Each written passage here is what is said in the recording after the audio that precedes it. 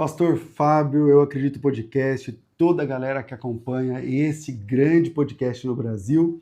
Aqui, Pastor César Cavalcante. Tem uma novidade para vocês.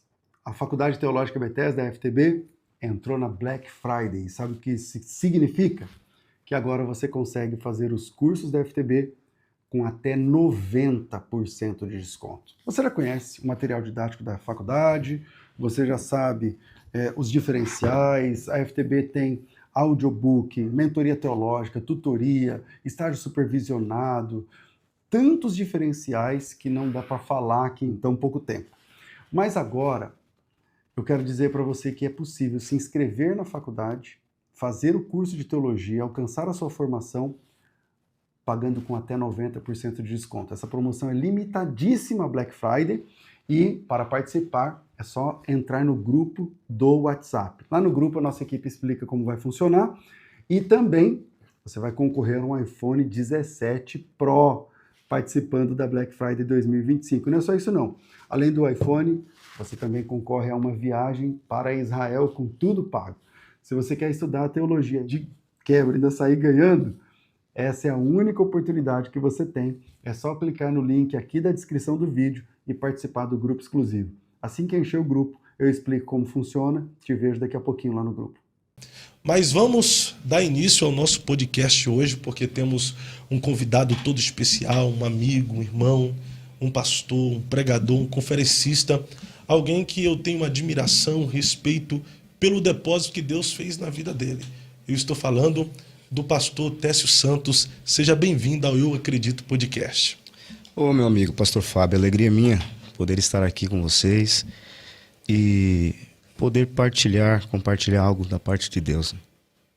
Uma honra, pastorzão. Muito obrigado por ter aceitado o convite e por estar aqui com a gente. Já tem muitas pessoas aqui nos acompanhando no chat para você acompanhar. Se você não conseguiu ainda interagir e deixar a sua mensagem, se inscreva no canal, porque assim você vai ter a oportunidade de interagir.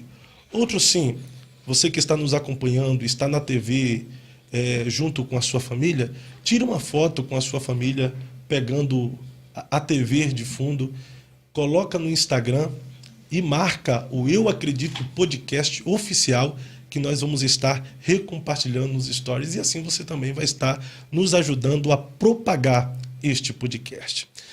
Nosso tema hoje é construção, ascensão, queda e reconstrução. Essa temática, de fato, é baseada nas experiências de vida do pastor Técio Santos.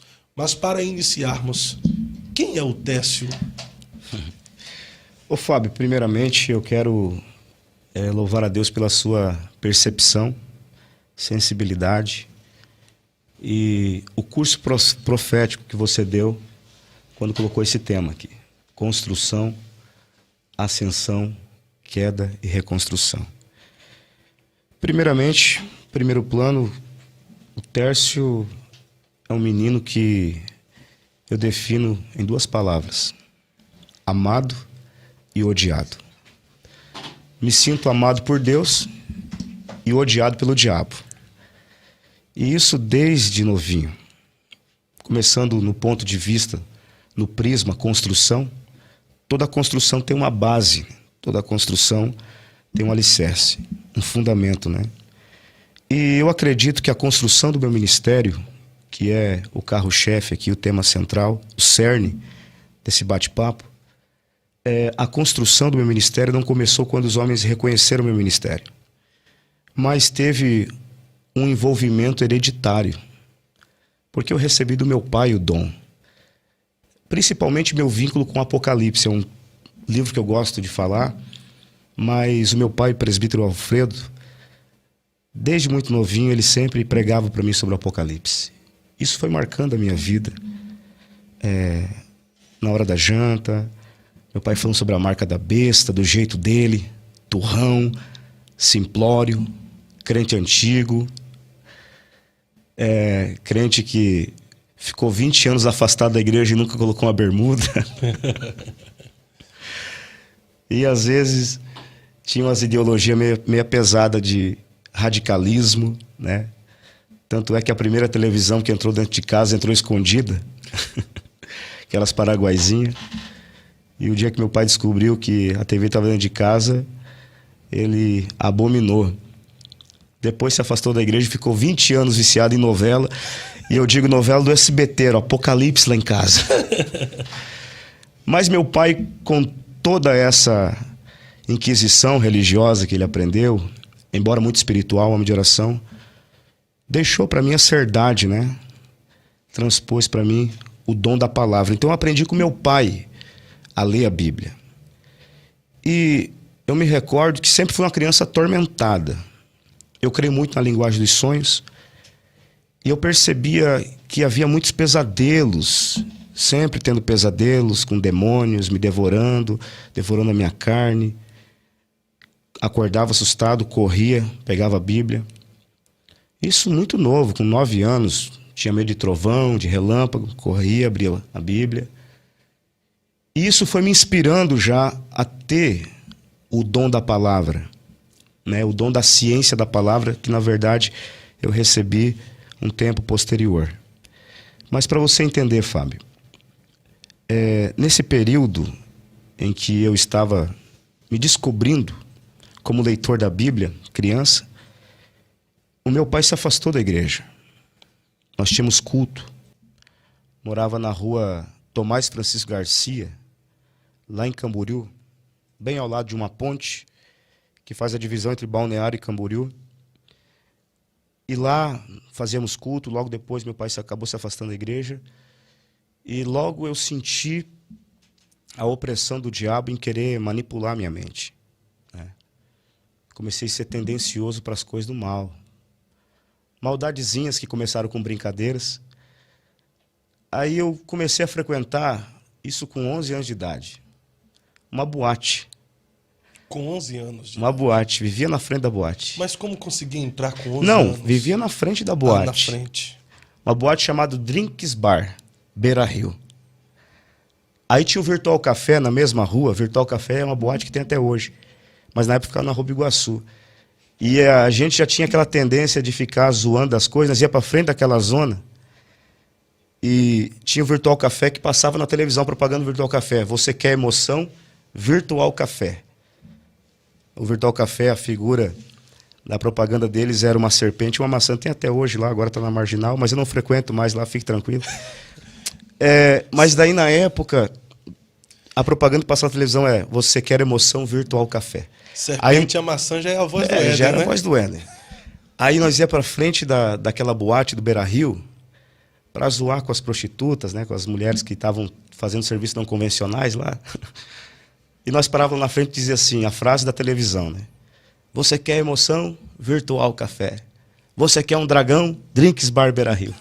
E corriam com a gente. Então ali já começou uma tendência de maldade, fumar o primeiro gudã, cigarro, né?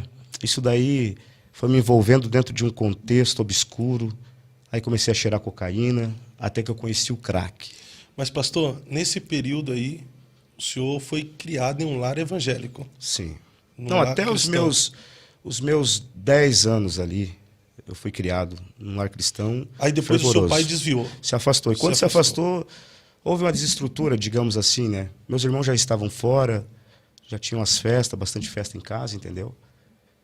E nesse contexto que começou a progenitar no meu coração, a engendrar em mim, né? A nascer em mim, o desejo pelo ocultismo, porque eu digo que droga é ocultismo, droga é feitiçaria, droga é pacto com o diabo, né? Tanto é que lá na Bíblia, adoradores de Baal, de Azera, eles, além de se retalhar com facas, eles queimavam incenso e ficavam loucos com a fumaça debaixo das árvores. Esses incensos, então, poderia ser uma droga? Já era uma droga. Já era uma droga. Feitiçaria, porque droga é uma porta espiritual. E ali, conhecendo o crack, eu definhei. Isso com 12 anos? O crack eu conheci com uns 13 para 14 anos. E eu fiquei até os 16 no crack, mas foi intenso mesmo. De virar mendigo de rua. Um adolescente mendigo de rua, decretado de morte e uma miséria total. E nesse período seu pai estava afastado ainda? Afastado, afastado. Meu pai voltou para o evangelho. Eu voltei, meu pai voltou não faz muito tempo. O meu irmão voltou em 2013 daí. Meu irmão voltou para o evangelho. Quando eu preguei no Gideões, no dia que eu preguei no Gideões, em 2013, na segunda-feira à noite, que ele aceitou Jesus na segunda ou na terça, não estou lembrando agora. Mas nesse processo ali, eu tenho que fazer essas abordagens, porque foi um momento muito obscuro, onde eu vi a decadência que a droga pode te levar, né? Ali eu comecei a ficar conhecido como nóia, como o drogado. E o problema, estava conversando ontem com pastores sobre isso. Eu olho para o bairro dos Municípios, e é um lugar que tem muito drogado hoje, entendeu, Fábio? É um lugar que predomina o crack lá. Na Quinta Avenida ali. Eu amo aquele bairro, me criei naquele bairro. E às vezes eu fico triste quando eu vejo as pessoas dizendo: ó o nóia, ó o drogado, ó o vagabundo, ó o zumbi. Mas eu conheci ali naquele bairro. Estou falando para você que eu sou testemunho ocular do que eu estou falando aqui. Então eu falo com propriedade. Conheci naquele bairro e sei de casos de advogados perdidos na rua, mecânico da BMW, gente que aluga a cobertura na beira da praia, lá em Balneário, para fumar pedra e morar na rua. O cara tem uma cobertura lá e o cara mora na rua, o cara fuma pedra. E é uma questão de inteligência. Se o ser humano for um pouco maduro e não tão ignorante, ele vai entender a persuasão e a capacidade que a droga tem de te ludibriar, de te enganar. Porque às vezes o carro que eu tanto quero, a casa que eu tanto quero, o apartamento que eu tanto quero, o cara renunciou à família que muitas pessoas desejam, o cara renunciou para estar na rua. Então isso é sinônimo que a droga é muito poderosa. O crack é muito poderoso. É sedutor. Sedutor demais. Tanto é que cientificamente nem a relação sexual, o orgasmo, se compara ao efeito. Eu lembro da primeira vez que eu usei crack com um gringo. Nós começamos, onde eu moro hoje, na Rua Brusque, nós começamos a vender. E eu lembro da madrugada que eu usei crack e a sensação foi singular, única. Isso a primeira vez? A primeira vez, adolescentezinho ali. 13 para 14 anos. E a primeira vez foi algo extraordinário, vou dizer assim. Só que logo vem a depressão, logo fica depreciado as coisas. E eu tenho que falar isso aqui para pessoas que vão me ouvir. Parar de julgar um pouco o usuário de droga, o craqueiro, não chamar de nóia. Tentar entender que no futuro, queira Deus que não, mas você pode ter um parente, ou até mesmo eu conheci pessoas, como um amigo meu chamado Rafinha, que ele... Um dia eu estava... Olha só, Fábio, o que eu fazia? Eu era um golpista de primeira, cara. Olhando agora, era golpista de primeira. E essas histórias aqui, meus irmãos aí, se estiver ouvindo, eles vão lembrar a capacidade que eu tive. Nós criamos uma fábrica na época chamada Gasparzinho, que era do Tá Empenhado. Sabe a história do Tá Empenhado? Não sei. Conta pra mim. A história do Tá Empenhado é o seguinte: eu tenho um som para vender, Fábio. Ah, mas cadê? Tá lá na boca, tá empenhado. Tu tem que me dar um dinheiro para me buscar. Só que daí começou a queimar esse negócio do Tá Empenhado e eu comecei a ser mais ousado. Aí eu comecei a ir nas eletrônicas, pegar videocassete estragado e vender como se estivesse funcionando. Depois eu vendi caixa de tomate como se fosse DVD, Homer. E virei um enganador de primeira. E eu me recordo que um dia, eu não sei de onde, eu estava com um cinto de segurança para vender. Sabe o que é o cinto de segurança, cara? Eu não sei de onde eu tirei, eu estava com estojo, o cinto de carro todo. Não sei de onde eu tirei, eu estava com um cinto de segurança para vender, cara. E fui para uma festa no Rally Motos, que era uma oficina que tinha lá o Fabiano, o Eliseu, o Edinho. Aí eu encontrei o Rafinha, surfava comigo desde novinho. E o Rafinha chorou e disse: Ter, sai dessa vida, cara. Pô, tu era um cara que se vestia bem, tu era um cara que andava por aí. Agora sai dessa vida, virou um nóia. Pois, falo isso com tristeza, cara. Passou o tempo, o Rafinha viciou em crack e morreu assassinado. Porque da mesma forma como você julga, você é julgado. Da mesma forma que você mede, você é medido. Então a minha vida foi de mal a pior naquele contexto. Mas como eu falo para ti, foi 2, 3 anos assim de intensa entrega para essa vida miserável. De intensa entrega de só vivendo com maluco, só andando com louco. Isso na fase de adolescência e juventude. Adolescência. Né? Mas, chefe, antes do senhor continuar, todo excesso esconde uma falta. Uhum. Tem como diagnosticar o que levou você a essa atitude, a essa decisão de ir para as drogas, sendo que seu pai era crente, cristão, certo, te ajudava com princípios bíblicos, não sei, mas talvez tinha uma família saudável, ele se afastou. Esses princípios não ficam enraizados em você? O que te levou a experimentar as drogas? Ficou tão incutido isso em mim, Fábio, que sabe aquelas caixinhas de rica promessa? Sei, aquela que você tira o... Eu os só andava com versículos. aquilo lá no bolso, cara. Eu ia roubar com aquilo no bolso, olha a loucura. Então existe a visão demonológica e a visão teocêntrica da coisa. Não quero aqui espiritualizar tudo. Também não estou culpando meus pais. Falta nenhuma. Mas falo da minha vida, porque eu tenho que falar de mim, né? Sim. Falar por mim, né? É o lugar de fala que eles querem, então o lugar de fala eu estou falando por mim. Eu acredito que na minha vida foi puramente forças ocultas que me levaram, porque eu falo para você que eu tinha uma diversidade de sonhos, eu era uma criança atormentada. Você está me entendendo? Entendi. Então ali eu comecei a fumar o primeiro cigarro com os amigos, dentro daquele grupo. E o meu bairro, nessa época, eu estou com 35 anos, por exemplo, aí na época dos anos 2000, né, o meu bairro estava infestado, devastado pelo crack. Hoje tem uma série a gente chama até de ícones do bairro, bêbados, que, cara, os caras se criaram. Por exemplo, eu vi no bairro, e eu tenho que falar desses caras, quero mandar até um abraço para alguns deles. Eu vi no bairro cara vender 3 lâmpadas queimadas e uma funcionando. Para fumar pedra, essas lâmpadas claras, na época era muito caro. O cara vendeu 3 lâmpadas queimadas e só uma funcionando, sabe como? Como? Ele dava pro cara testar. Tu entendeu? Ele dava pro cara testar, aí o cara tá funcionando. Dava a lâmpada para ele, pegava a mesma. Olha a loucura, mano. Então eu vi isso acontecer dentro daquele bairro. E daí eu fui de mal a pior, aquela vida miserável. Aí começou a correr meu nome dentro de uma esfera de muita conspiração. E para nós acelerar aqui, com 16 anos, estou eu debaixo de um barco de pesca, lá na Barra Sul, atravessando da Barra Sul para Barra. Tinha um amigo meu chamado Capoeira, nem sei onde é que está ele, mas acabei caindo lá dentro porque tive que fugir dos garçons. Fomos tentar roubar um restaurante, deu tudo errado. E debaixo de um barco de pesca, com 16 anos de idade, eu fiz uma oração para Deus. Quando tinha uns 4, 5 carros de polícia que já tinham falado que iriam me matar se me encontrassem naquela madrugada. E ali debaixo daquele barco de pesca, eu disse: Deus, se tu de fato existe, muda a minha vida, transforma a minha história, me livra disso. Fiz, não nessas palavras, mas foi a oração de um adolescente que se criou na igreja até os 10 anos ali e tinha uma noção, uma criança que tinha uma noção. Essa oração você tinha feito com quantos anos? 16 anos eu fiz Já oração. afundado nas drogas? Não, no crime? debaixo de um barco de pesca, fugindo de 4, 5 carros da polícia. E essa história é conhecida lá em Balneário Camboriú, entendeu?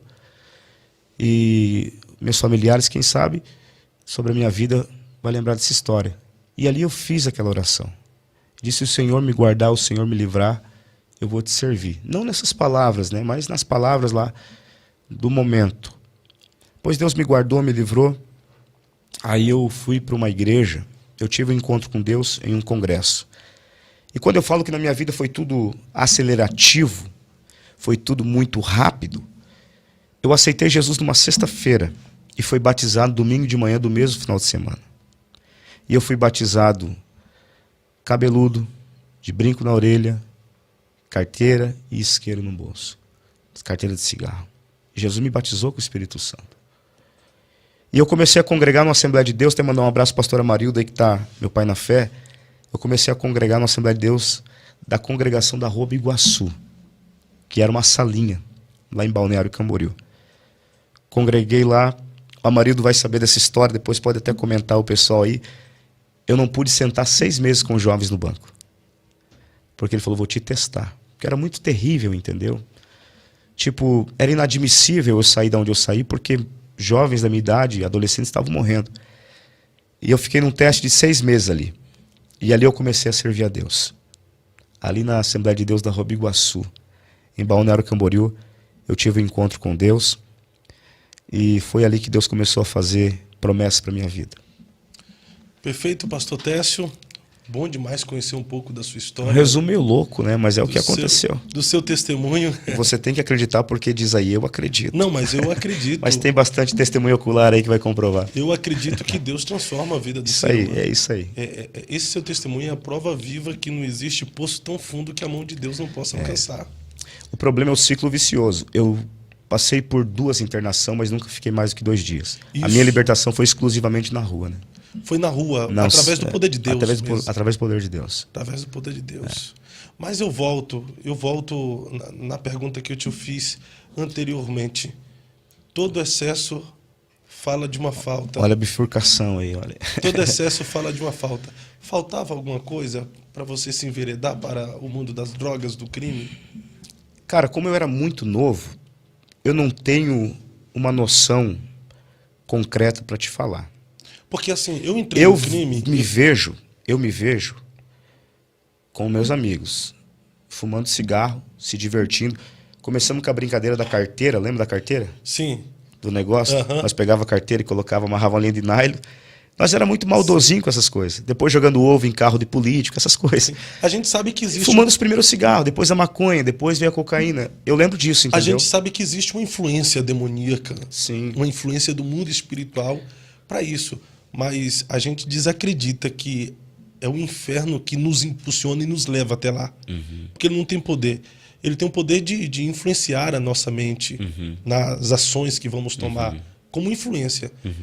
A não ser se for por uma possessão, né? Que ele possui, te leva Sim. e te destrói, acaba com a sua vida. Certo. Mas acredito que antes dele te possuir, primeiro vem uma influência. Que você tem a opção de escolher fazer ou não fazer. E talvez você escolhe fazer aquilo que o inferno coloca como influência por causa de uma falta. Por exemplo, o camarada é tentado ao adultério. Nada justifica a prática do adultério. Porém, pode ser que ele diz sim para a prática porque esconde uma falta dentro de casa. O camarada é influenciado a um roubo, a um assalto. Pode ser que ele diz sim ao roubo, ao assalto, porque existe uma falta na sua vida financeira, na sua vida material. Certo. Entendeu? Então, geralmente, assim, o cara foi pra Pra droga. droga. Sim. É porque esconde uma falta, uma decepção, uma frustração, um trauma familiar. Agora deixa eu definir pra você Sim. qual era a falta do Éden, A falta do Éden, do jardim do Éden. Não havia falta no Éden. mas Mas houve uma foi- influência. Houve a influência pautada dentro de um desejo que já estava oriundo. A falta era a curiosidade, na verdade. de Então, Eva, a né? curiosidade, se é uma resposta que você quer, para essa sua indagação, eu dou isso. A curiosidade. A minha liberdade que eu tive de não ter mais acesso aos cultos, mas ter acesso ao mundo. E na minha curiosidade eu me perdi. E como eu falei antes, tem 2 visões, a demonológica e a teocêntrica. Vou falar por mim. Houve na minha vida a influência demonológica, demonização. Fui criança perturbada. Mas hoje, estando aqui num curso profético, como eu acredito que eu estou, eu penso que acima da visão demonológica teve a vontade teocêntrica. Perfeito. Foi Deus que permitiu eu passar tudo que eu passei para nascer um livro, para nascer algo, para contar um testemunho. Eu me vejo assim. Nasceu uma história. Nasceu uma história, só que não é para todos. Porque, infelizmente, eu não posso pautar isso como uma regra, porque tem gente morrendo agora num beco com uma arma na cabeça e com um tiro. Entendeu? Então, eu não desejo isso para ninguém. Mas a minha orientação é, não vá, não faça, não aceite. Meu filho de 13 anos hoje tem um exemplo dentro de casa. Aí tem a segunda parte da história que eu vou falar sobre... A gente vai continuar. Mas, pastor Técio, me diga uma coisa. Na sua opinião, o senhor viveu essa realidade. Se o seu pai não tivesse se afastado da fé, você teria se enveredado por este caminho? Rapaz, na minha onisciência que eu não tenho, eu não sei, cara. Porque eu não conheço amplamente o meu passado, presente e futuro. Mas eu acredito que não é regra, porque você vai no presídio, infelizmente tem muito filho de crente no presídio. Pastor Edilson Siqueira, ele veio aqui, ele usou uma frase muito interessante, que viralizou até. Ele disse, quem tem uma boa família, o mundo não presta. Ele trouxe uma fala que ele teve uma boa família, bons ensinamentos, bom princípio, e por ele ter tido uma boa família, as coisas do mundo não atraíam ele não sentia prazer nas coisas Mas do essa mundo. blindagem é individual. É individual, né? Porque eu conheço um pastor que foi um dos nomes mais conhecidos E você até citou aí o maior congresso do mundo, que o filho dele foi assaltante, foi drogado, muita gente boa, mas morreu com cirrose. Você está entendendo? Sim. Então, assim, não é uma regra, mano. Não é uma regra para todos, né? Não. Ninguém está acima da verdade. Sim. Ninguém pode ampliar sua ideia de forma totalitária. Quem diz que faz isso, não que está errado, mas a visão ainda é limitada. Como é que você avalia de quem tu era no mundo com o seu encontro com Jesus que te levou a uma transformação? Isso pegando a sua infância, adolescência até a juventude. Tu fala em qual sentido, Fábio? Avalia em questão da sua transformação. Minha transformação foi imediata. A santificação é progressiva, né? Mas a transformação foi imediata. E Deus trabalhou muito na questão do meu caráter. Como eu fui um menino que tive meus momentos de encontro com a morte, quando eu tinha 13 anos, até o Jeff, que está aí, um abraço pro Jeff, bem no beco da casa dele, na Rua Campoerê, um traficante tentou me matar e as balas não saíram do revólver. Então, eu nunca tive medo de fazer as coisas para Deus. Quando eu me encontrei com Deus, foi meio que imediato o desejo de querer ganhar outras pessoas, de querer ganhar outras vidas. Aí eu entrei no processo da santificação, até mesmo extremista, que para ir na padaria eu tinha que ir com gravata, entendeu? Usava combinação? Eu tinha aquela que ir com camiseta gravata, por assim, baixo da... Eu estava quase indo para uma igreja que tem lá no bairro, chamada Igreja Sem Nome, que não pode ter nome, porque ter nome é pecado na igreja. Deixa eu mandar um alô para os irmãos que estão nos acompanhando aqui, o Jardel Costa, o Tecno Telha, Limpa Telhas, o Adriano, abraço Adriano. É o Adriano, a bênção de lá Deus. Lá na Embaixada do Reino, lá, olha pastor aí, Maica que Pucci. maravilha. Pastor Jadson Jerônimo está conosco, Enéas e Thalita, estamos aqui ligadinhos. Minha esposa, beijão no coração. A Camila Oliveira está aqui com a gente. Beijão também para Camila, tá? Para a esposa dele, Camila. Não, minha esposa é Giane, tá? Minha esposa é Camila. O Jean Brunholo está aqui também com a gente, a Lidia Antonina, Patrícia Bueno. Patrícia Bueno, Jaraguá do Sul. Jaraguá do Sul. Esposa do meu pai na fé, do Amarildo. Ele pode comprovar aí que ele me deixou 6 meses de banco. Olha que bênção. Agora Grande tá aqui. Homem de Deus, eu não sei se a pronúncia é Gibson Camilo ou Gibson Camilo de Porto Alegre. Porto Alegre. Deixa eu contar a história do Gibson. Sim. O Gibson tem 1,5 m e é um grande pregador de Porto Alegre. Sim. E um dia o Marco Feliciano estava pregando num ginásio lá no Rio Grande do Sul e o Gibson caiu arrebatado. O Marco Feliciano disse assim, filma aí, Jesus está arrebatando até criança. E era o Gibson, ele tinha quase 40 anos. Gibson, abraço. Abraço.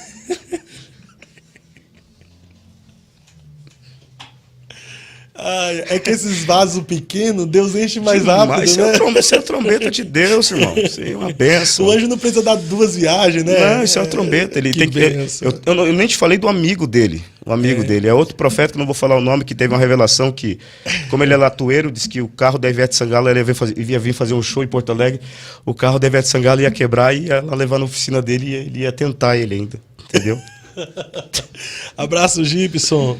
O Jaci Júnior está aqui com a gente. É meu sobrinho. Seu sobrinho? Isso. Esse daí que eu te falei que tomou 5 tiros, cara, escapou da morte. É um menino aí, tem uma história também tremenda. Israel é seu filho, né? Israel ele tá é meu filho. Oi, pai, olha só. Um abraço, Israel. Lucas Borges, Pai do Senhor, meus amados. Lucas Borges é um menino que Deus salvou também, arrancou, inclusive era de facção e coisa, Deus fez uma obra. Um abraço, seu Rony aí, o pai dele. Maravilha. Fazemos culto aí segunda-feira na casa dele. Lucas Ostrovski, grande abraço, meu amigo. É daqui, né? É daqui, cantor, uma aí, bênção.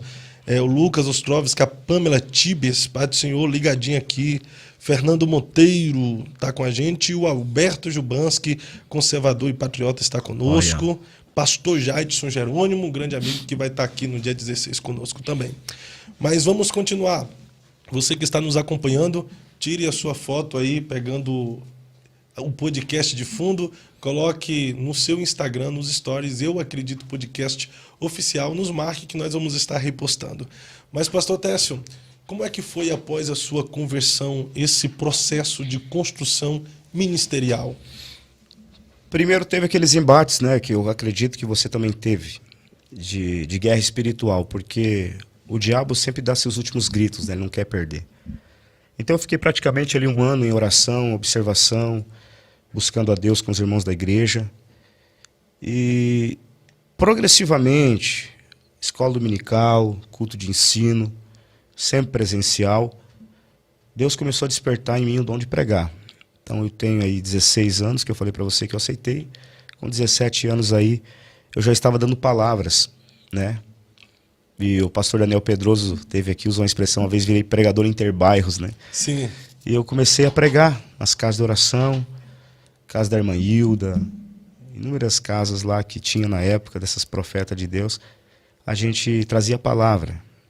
E foi nascendo o ministério, né? Foi nascendo o ministério, fui me desenvolvendo, fui buscando, orando, lendo, mas sempre com aquela insegurança em pregar. Aí tem uma história que eu conto nos Gideões, que é vantajoso contar aqui, que foi um dia que eu fui pregar no Promorar. Era uma das primeiras oportunidades na Assembleia de Deus, imagina. Era uma tarde com Deus, que sempre dava aquela cúpula de pregador, sabe, os itinerantes? Que a maioria dos itinerantes não trabalham, então eles estavam tudo no culto. Eles estavam culto de semana para Jesus, tá? Culto... Fala isso dos itinerantes não, o itinerante trabalha muito. Demais, eu sou itinerante, mano. Aqui eu tô com o punho quebrado, caí trabalhando, mas eu sou itinerante, eu vivo, eu sei que itinerante, eu só brinquei porque há má fama, né? Infelizmente tem pessoas que gostam de desqualificar, mas glória a Deus pela vida dos itinerantes. Vamos andar pela terra, caminhar por ela, igual o diabo fez lá com Jó, mas vamos caminhar para Deus, tá certo? Isso aí. Tô brincando, brincadeiras à parte. Aí eu fui, quando eu olhei aquela gama de pregadores atrás de mim, rapaz. E na época eu gostava muito de Gilmar Santos, Luiz Antônio. Eu cumprimentei bonito, falei, cumprimento os irmãos com a paz do Senhor. Aí parece o Paulo Marcelo. Não, a Paulo Marcelo é? Eu só uso a coisa pequena. Olha aí, ó. O Elcio Assis, como é que o Elcio Assis fazia? Quem busca fama quer a câmera. Quem busca fama quer a fotografia. E o Feliciano? Feliciano, não sei como é que é. Ele fala que tá sem crédito no céu, não, como é que é? Sai da frente, Satanás. Você ainda tem o crédito do céu contigo. Mas eu gostava do Luiz Antônio.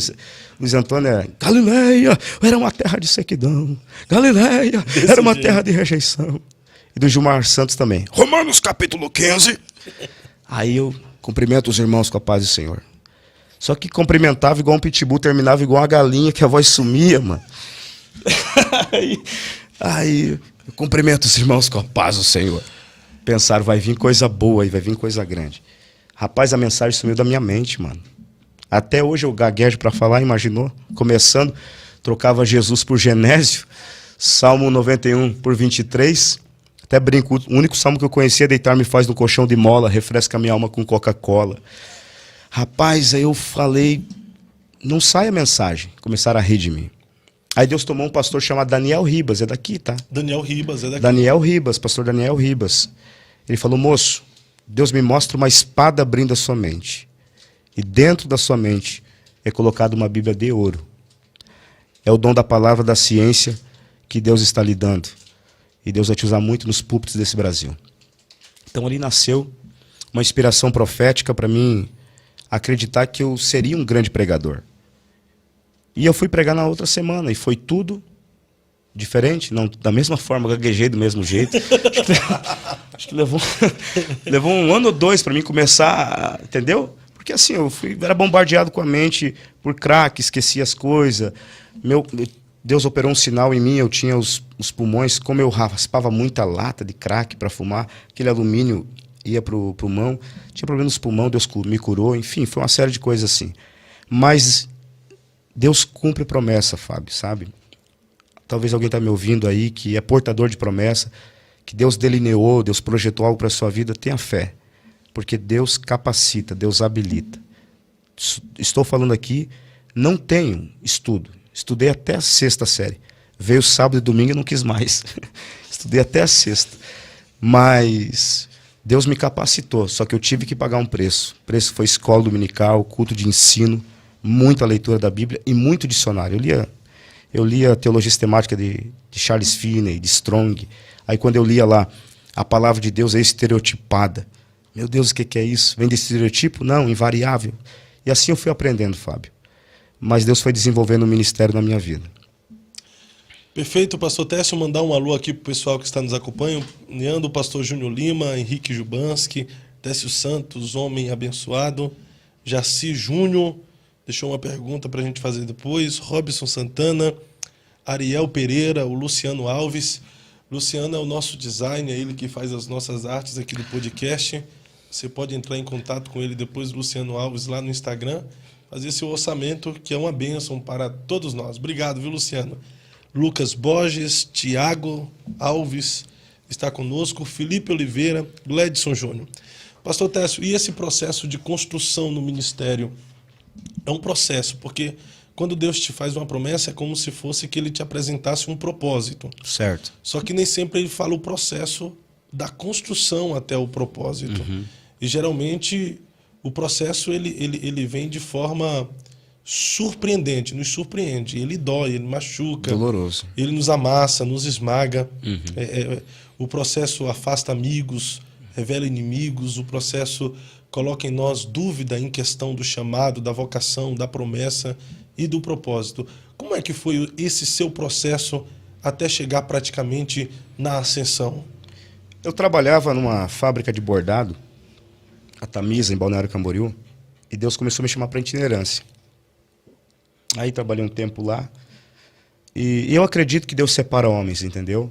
Até brinquei dos itinerantes, mas eu sou um itinerante de mais de 15 anos de estrada, sem intervalo, direto pregando. E foi logo depois da minha conversão ali, com 18 anos ali, eu comecei a implementar na minha cabeça que eu queria ser um itinerante, E eu ouvi até um dia um presbítero bem antigo dizer para mim: você diz que é pregador, mas não tem agenda. Eu ouvi isso. Mas eu confiava em Deus, sabe? Minha fé, porque fé vê o invisível e crê no impossível. Eu confiava em Deus, acreditava que Deus estava desenvolvendo uma história e estava me separando. Até porque um dia eu estava trabalhando na casa do irmão Padilha, um policial lá de Balneário Camboriú, de servente, e parou um irmão da Deus e Amor. Ele desceu do carro, olhou para mim e falou assim: moço, Deus não te quer atrás dessa enxada, Deus te quer atrás dos púlpitos. Deus vai te levantar como pregador.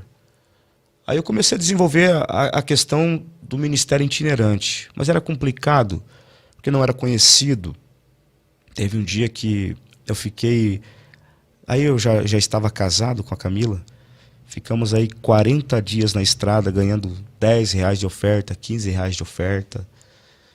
E um pastor... Mas R$10 nessa época era dinheiro. Não, irmão, mas olha só, tu pensa, isso aí para sobreviver... Não, para mim até hoje é dinheiro. Hoje eu tô dando tchau de mão fechada, irmão. Aí, um pastor até, que Deus o tenha, ele disse: vou abençoar vocês. Vou levar vocês num lugar. Mas porque ele queria dispensar nós, porque tava taxativo mesmo. Sabe aquele itinerante taxativo que tava perambulando pela casa dos outros? Eu passei por isso, por esse processo, sabe? E ele levou eu até uma cidade com minha esposa, e largou nós na casa do irmão, só que o irmão não estava em casa. Ele falou: o irmão vai abençoar vocês.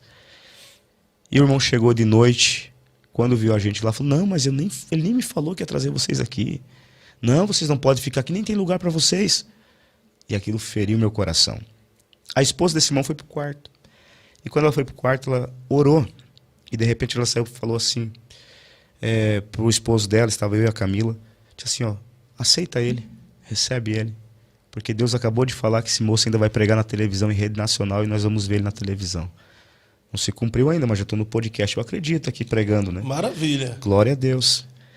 E assim Deus foi fazendo, debaixo de humilhação, de pedrada, de dificuldade, de oposição, de gente desacreditando, dizendo. Aí eu comecei a dizer que ia pregar nos Gideões. Coloquei na cabeça: vou pregar nos Gideões. Só que na minha região era difícil um pregador local pregar nos Gideões, de fato, num horário oficial, entendeu? Era um sonho impossível. E uma madrugada, nesse período de tempo, eu estava muito entregue ao evangelismo pessoal, Fábio. Porque eu acredito que o frutificar, ele tem que estar presente no processo. Porque você tem que produzir aonde Deus te planta. Você tem que dar fruto. Paulo foi plantado na cadeia e deu fruto, né? Então, naquele processo, eu falei: vou produzir. Almas, reino. Saía de manhã, voltava tarde, folheto de porta em porta. Digo isso sem nenhuma demagogia ou sentimento de soberba, mas que eu preguei cada porta de Balneário, eu preguei o evangelho em cada porta de Balneário Camboriú. E nos hotéis, eu ia nos hotéis, uma época eu endoidei e comecei a ler, tinha lista telefônica por cada nome da lista telefônica, era uns atos de fé muito doido, e era hospital, e Deus me enchendo, e a dificuldade chegando, a dificuldade batendo, o processo. E uma madrugada Deus falou comigo, enquanto eu evangelizava no bairro dos Municípios. Ele disse assim, ó, eu vou te colocar nos Gideões. Isso foi em 2011. Eu vou te colocar nos Gideões. E os Gideões, nessa época, 2011, estava no auge, No né? auge. Era um dos Meu melhores Deus do céu. momentos, né? Era o ano que a Flor de Lis cantava, né? Eu lembro, em 2012 eu preguei, ela cantou. Ela cantou? Cantou. Ela cantou que ia dar a volta por cima? Tadinho. Mas depois nós vamos entrar no processo da queda. Sim. E tem algumas revelações aí que eu creio que tu tem para colocar em pauta e eu também. Vamos na construção primeiro. Aí, lá em Camboriú tinha uma vigília, que o pastor Reuel, um abraço pastor Reuel Bernardino, o pastor Reuel, ele fazia essa vigília. E ele me conhecia de vista, assim. Mas não sabia que eu pregava, porque eu vivia lá, eu tinha prazer de ir na sede de Camboriú para ouvir os hinos da harpa, a banda, eu amava aquilo, mano. Deixava as igrejas do bairro para ir lá ouvir a banda, os hinos da harpa, os maestro Elias que tinha lá. E quando eu estava sentado no banco, em uma dessas vigílias, o Espírito de Deus tomou o pastor Reuel. E ele falou assim, moço, Deus manda te dizer que tu vai pregar aqui. E eu vou te dar uma oportunidade. E ele me chamou para pregar em uma vigília. Eu preguei sobre Isaías capítulo 51. Ouve-me vós que seguis a justiça, que buscais ao Senhor e tal. E a partir daquela vigília, Deus me abençoou. Aí ele me chamou para outra vigília. E assim foi. Daí em 2011, os Gideões começavam num sábado. Numa quinta-feira, o Mads fez um evento com o Marco Feliciano. O Marco Feliciano pregou na quinta. O Mads Camboriú. Isso, o Mads Camboriú. O Marco Feliciano pregou na quinta. Os Gideões começavam no sábado. O Reuel pensou, vou fazer uma vigília na sexta. Já que tem um povo chegando, naquela época o povo chegava mesmo, né, mano? E daí ele fez a vigília, organizou e falou, vou colocar o Tércio para pregar. Marcelo Dias Fabiano cantou, tem no YouTube aí, 2011. Não era um Gideões oficial. Uhum. Era uma vigília, né, que antecedia os Gideões. Uma vigília preparatória. Isso, mas já estava lotado. Pavilhão lotado. Foi no pavilhão lotado. E eu fui pro monte com os irmãos da Rocha Pecó e tinha um adolescente chamado Giovanni. Nós sentimos muita glória, mano. Muita glória de Deus. Na quinta-feira de madrugada, orando muita glória. Deus tomou aquele adolescente. Ele falou assim, ó, Tércio, tem um anjo aqui. E esse anjo, amanhã, vai estar contigo naquela tribuna. Olha o mistério, a conectividade, a conexão espiritual. No outro dia, na sexta-feira, acontecendo a vigília, o pastor Reuel não sabia de nada. Por 3 vezes ele parou. Na terceira vez ele falou, gente, vocês não perceberam que por 3 vezes eu parei e olhei para o lado? E vocês não estão se perguntando por quê? É porque eu senti que alguém estava do meu lado. E alguém colocava a mão no meu ombro. E por 3 vezes eu olhei e não tem ninguém. Mas algo me diz, tem um anjo aqui nesse altar. Oh, e pensa na glória que desceu, mano. Foi algo fenomenal, sabe? Marcelo Dias Fabiano cantou. E daí eu entrei em 2012 como oficial nos Gideões. Eu preguei. Houve um impasse ali, né? No processo de show de talento. Que tem show de talento. Show de talento sabe como é que é, né? Sim. Cada um Os profissionais têm o horário. Aquele que não é profissional ali, eles fazem um The Voice. E muitos não viram a cadeira ainda quando você prega. Né? Eu chamo os 10 minutos do desespero. Os 10 desespero. Tu imaginou, eu cheguei lá 7 horas da manhã, fui pregar 4 horas da tarde. Entendeu? E o horário foi, mas só que Deus foi... Os 10 minutos do desespero, não, porque se o cara for bem... Amém. Ótimo. Mas naquela pressão ali nem sempre vai. Não, se o cara for um Elias, vai orar, vai descer fogo do céu. Agora, se for de Baal, irmão, pode se retalhar com faca. Rapaz, ali é uma oportunidade que, dependendo da forma como o cara vai, o ajuda ou prejudica. Ou prejudica. Por isso tem que ter muito Deus na vida, né, mano? E eu subi lá sempre com Deus, na humildade. E eu lembro que eu tive ali 25 minutos. Aí eu preguei a mensagem de Atos 28, né? Que eu falo sobre a serpente, sobre Leviatã, o que quer dizer Leviatã. Falei sobre pensamentos da nova era. Enfim, tá lá no YouTube a mensagem lá. Falo sobre também Paulo como grande reformador. Falo sobre heróis da fé, Jerônimo Savonarola, Martin Lutero, enfim. Digo que o evangelho não é apenas intracultural, mas transcultural. Tudo nessa mensagem. recebi elogios. Estava lá o Napoleão Falcão, o JA tinha estourado, 2012 o JA estava estourado. JA, e agora se estourou no mundo, né? Infelizmente. Mas a gente vai tendo lembranças. Gente fina. Gente Finão, fina. né? Ainda dá tempo. É gente fina, passa em qualquer lugar, mas vamos orar pela vida dele. Aí estava o Napoleão Falcão, ali Deus começou a me moralizar meu ministério, me credibilizar. Eu lembro que o pastor Carvalho Júnior ia pregar à noite, estava o Benhur, Carceliano, tudo, essa gama de pregadores que eu admiro, bato palma mesmo para os homens que Deus levantou. À noite o pastor Carvalho Júnior falou, quem é o menino que pregou de tarde aí? Eu falei, o Tércio. Daí ele começou a me elogiar. E foi ali que Deus começou a me abrir portas para congressos. Né? Congressos de fato, congressos onde a gente alcançou um respeito, uma credibilidade, como você diz. A gente deu uma virada lá na nossa vida ministerial. Aí preguei em 2013. Em 2013 eu prego o paradoxo entre Pedro e Judas. Está aí na internet, Tércio Santos nos Gideões, vai ter todas essas mensagens. Paradoxo de Pedro e Judas. Judas tinha tudo para dar certo, porém deu errado. Pedro tinha tudo para dar errado, porém deu certo. Judas escolheu a prata, levou de brinde a forca. Pedro escolheu o sangue, levou de presente as chaves dos céus. E todas essas frases eu elaborava dentro de um quarto. Pregando lá, colocava um travesseiro lá, de um lado, outro do outro. Esse aqui é o pastor Cisino, esse aqui é o pastor Reuel. E o edredom era o público. E eu ficava pregando. A minha esposa sabe disso. Eu ficava pregando igual louco lá. Quero agradecer ao pastor Cisino, olhando para o travesseiro assim, pela rica oportunidade de estar pregando os Gideões. Agradecer ao pastor Reuel. Isso é interessante o senhor falar aqui, pastor, porque a fé atrai, né, mano? Não, e tem muitos jovens também que estão nos pregando acompanhando, hoje, que viram tu pregar naquela época, e a partir de ver tu pregar, começaram a sonhar com isso também. Isso mesmo. Que pregam dentro de casa, pegam um frasco de desodorante e estão pregando na frente do espelho, sonhando com grandes congressos, com grandes oportunidades, isso dentro do âmbito eclesiástico, né? Até porque para pregar não precisa ser. E é quase que uma projeção holográfica, é um êxtase que tu entra, que a tua fé te leva ao lugar. Te leva ao lugar, entendeu? Né? Mas assim, são sonhos que a pessoa deseja. Pode ser que ele já está pregando na sala de aula, na rua, na praça, nos becos, valados, mas sonha em estar em congressos como Gideões e tantos outros congressos no Brasil. Sim, sim. E tu está falando que sonhava e projetava isso dentro do seu quarto. Dentro do quarto. Olha só. E em 2013 eu dou esse testemunho na frente do pastor Cisino, que Deus me deu o privilégio de poder nos ouvir. E justamente eu falo sobre isso, que eu estava pregando no quarto. E literalmente eu fazia isso, Fábio. Eu pegava um travesseiro, pegava outro travesseiro, imaginava que era o pastor Cisino, o pastor Reuel, e o cobertor era o ginásio dos Gideões, e ficava. Só que isso trouxe para mim, mas também não é uma regra, porque o pregador tem que entender que não é um congresso que faz teu ministério. O que consolida o teu ministério é o tempo, é a perseverança, é a persistência. É o chamado, o próprio é o chamado, né? Entendeu? Porque senão a gente levar como regra... Vai acontecer igual o rapaz lá que Deus falou para ele que ele iria para as nações. Na outra semana ele estava no bairro das Nações, lá passando rua Inglaterra, passando rua Venezuela, passando diversas ruas. E alguém disse, se cumpriu a profecia aí das nações. Pastorzão, o senhor considera que esse período nos Gideões foi a sua ascensão?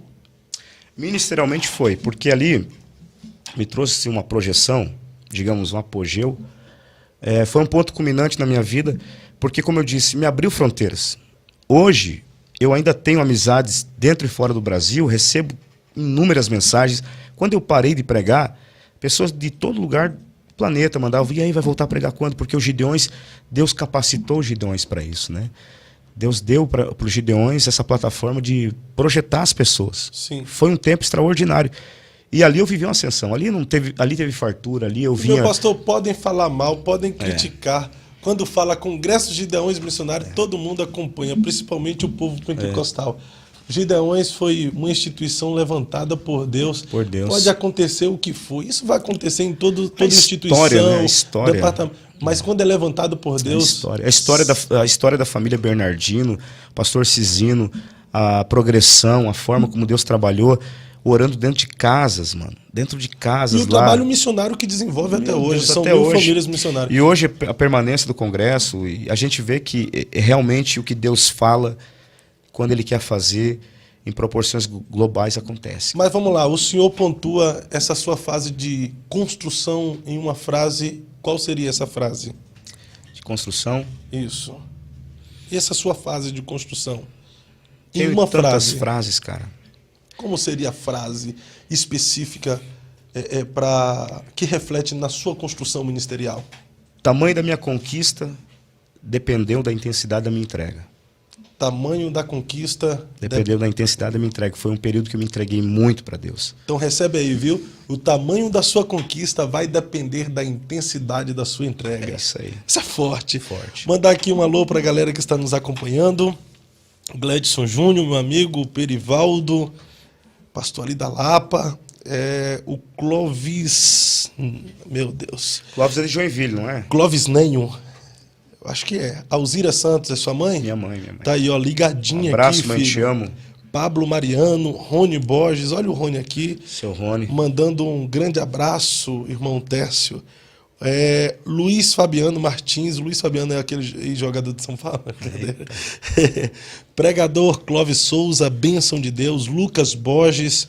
Tércio tem que voltar a pregar nos Gideões em breve Amém, vai voltar. Amém. Alberto Jubanski está dizendo, sou fã do meu amigo Tércio. O Alberto te trouxe muitas vigílias. Sim, Alberto e Henrique são meus parceiros, né? Top demais. Luiz Moreira de Limeira, São Paulo, tá? Pregador da palavra. Pastor Júnior Viana teve aqui quinta-feira passada no debate conosco. O Luiz tem a ver com o meu ministério, olha aí.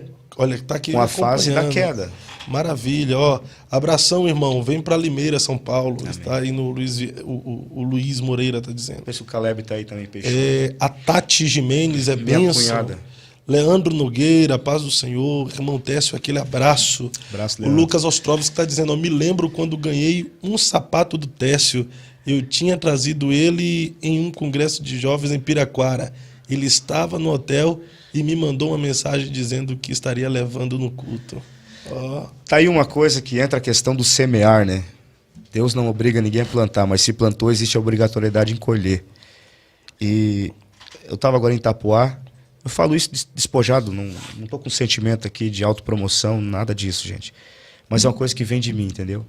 Aí eu deixei ali uma camisa para um jovem, deixei outra camisa para outro jovem e 2 gravatas para cada pastor. Eu gosto de fazer isso. Olha aí que maravilha. Porque Deus me deu uma visão. E eu tenho relógio, terno espalhado, não sou um cara rico, não, mas eu sempre tive as coisas. Mas olha quem está falando, Jesus. Agora tu que tá na mesa e eu tô debaixo comendo as migalhas, então. Aqui eu uso teu servo, Jesus. Maravilha, você viu a caixa de relógio que eu tô... Ei. Mas mandar um salve aqui, ó, pro pastor Natanael Afonso. Um abraço, meu amigo, pastor Natanael, pastor aqui da Congregação Alto Tarumã, sempre está com a gente aqui no podcast.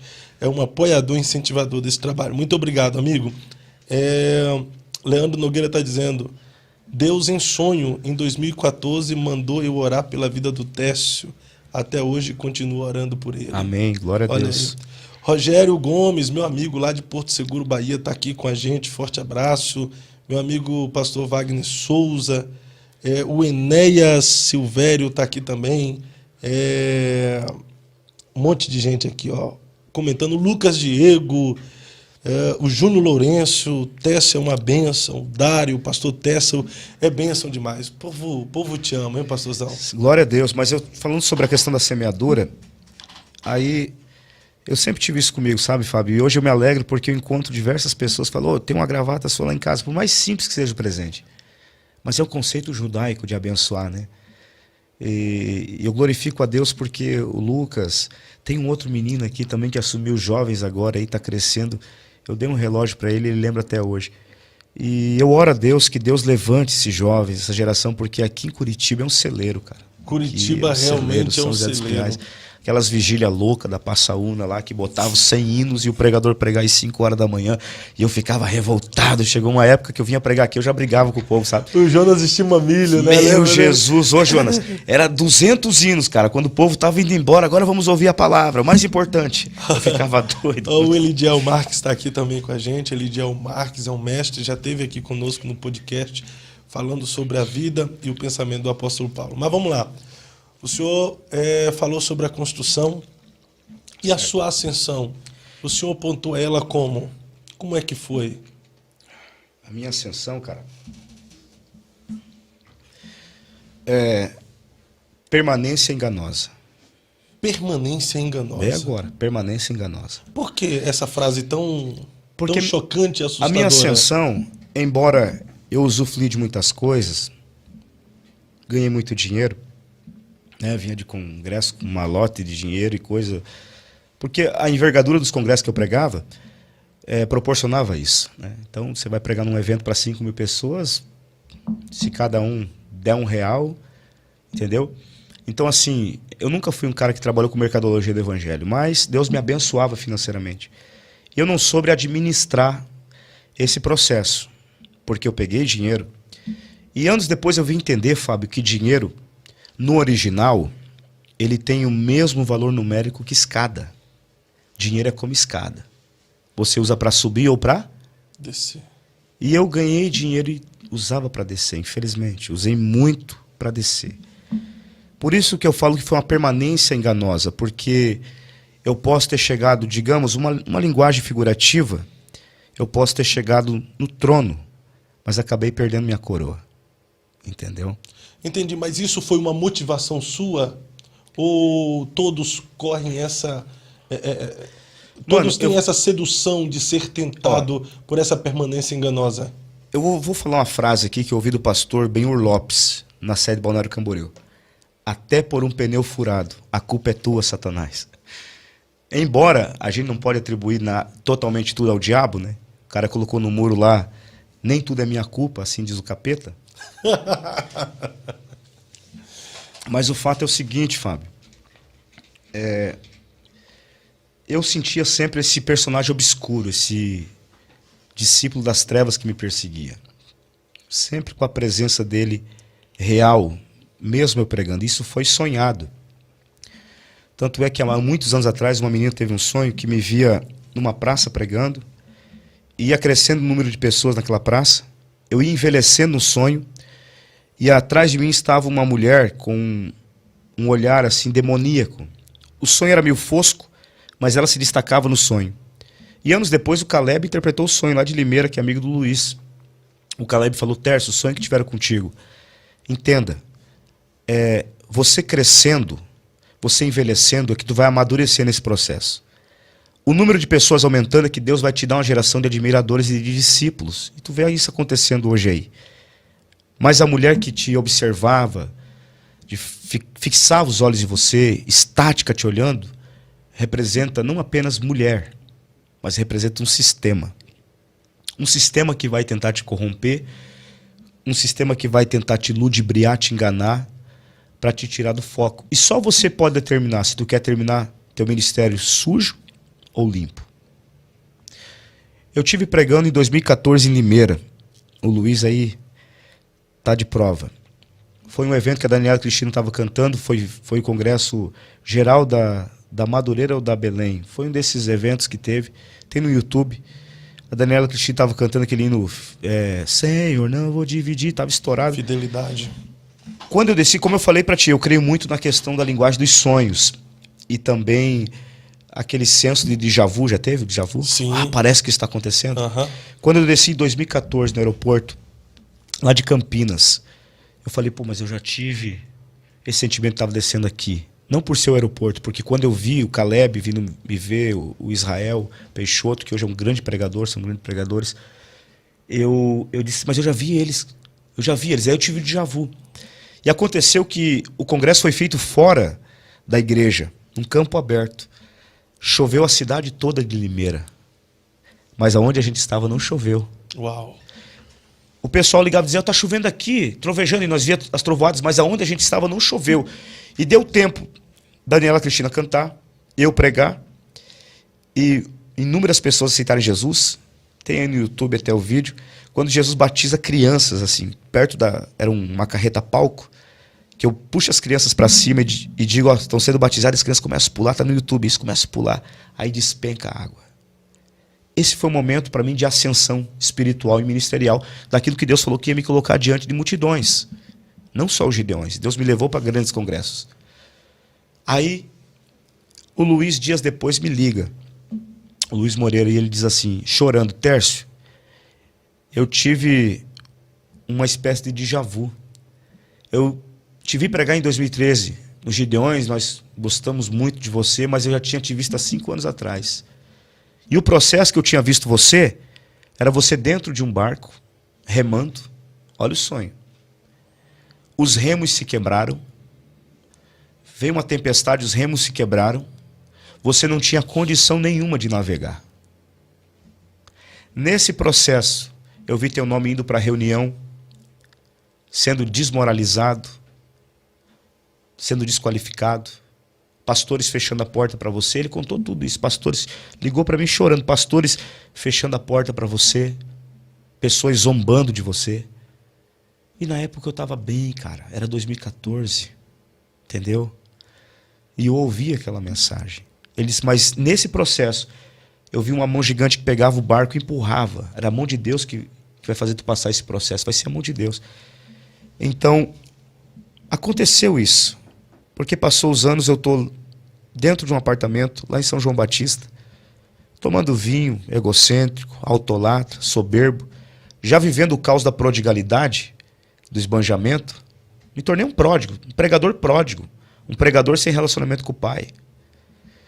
E ali Deus falou comigo: você acha que está bem, mas você não está. Você está agindo com infidelidade, você está cometendo coisas que não me agradam. E fique sabendo, não foi profeta, foi a voz de Deus dentro de um apartamento. E fique sabendo que eu vou te abater. Eu vou te fazer cair. Tu vai entrar em processo de queda. A voz de Deus falou comigo. Levou anos para se cumprir. Tu vai caminhar que nem louco pela rua. Vão zombar de você.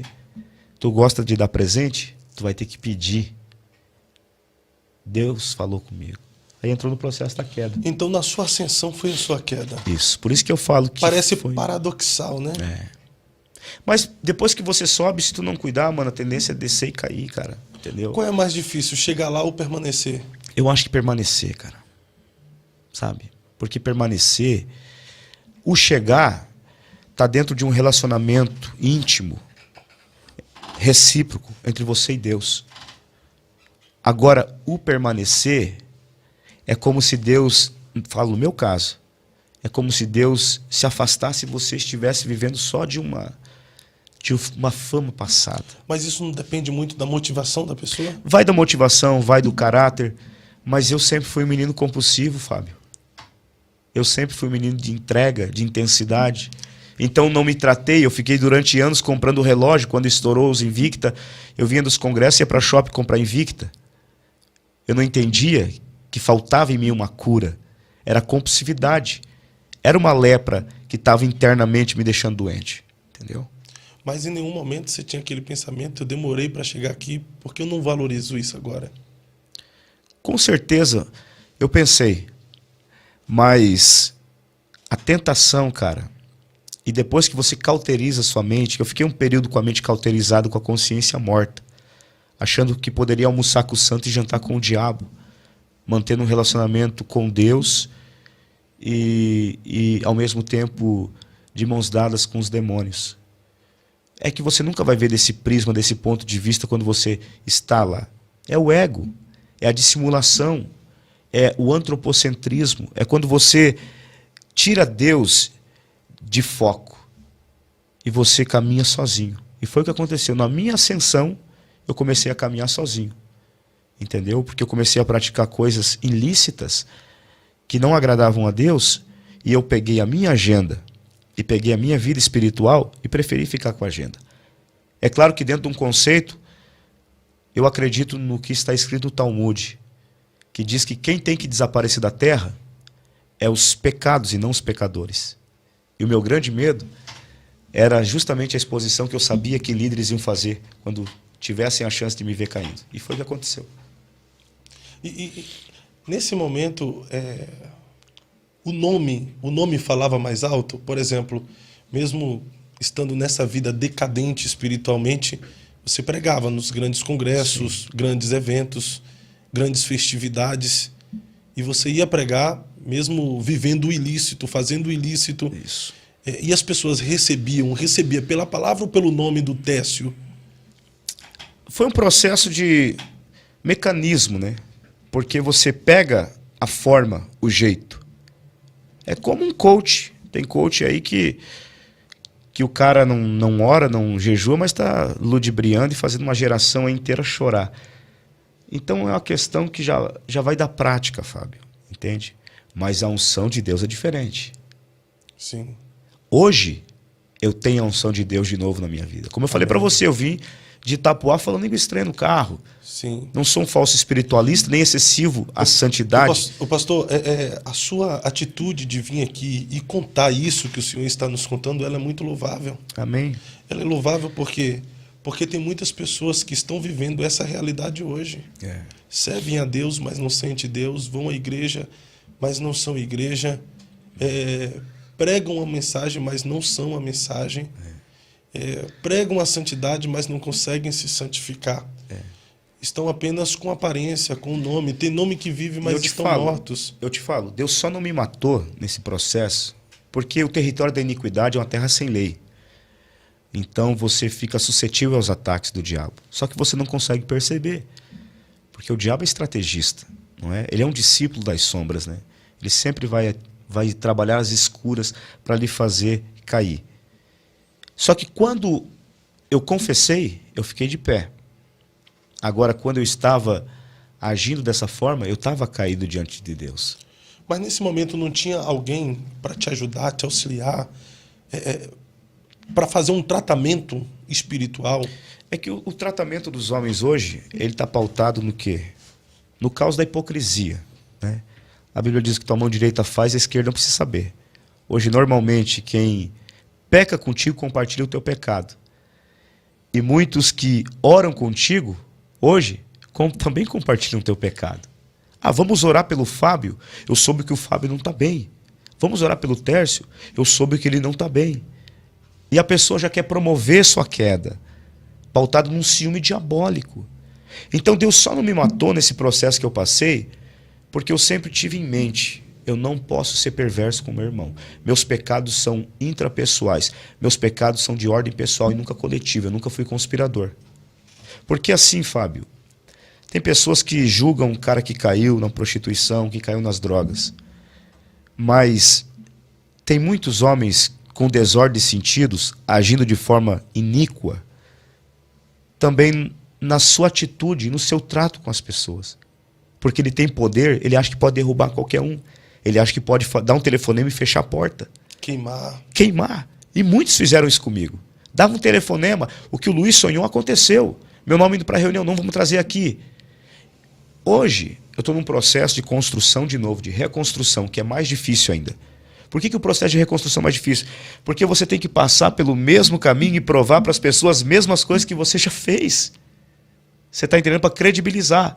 Mas Deus me deu uma ordem de descanso tão grande e uma convicção tão extraordinária que as promessas dele estão de pé na minha vida, que eu tenho visto ele fazer isso, soprando meu nome de novo, me abençoando em agendas. Acabei de vir num evento abençoado, sendo abençoado financeiramente, enfim.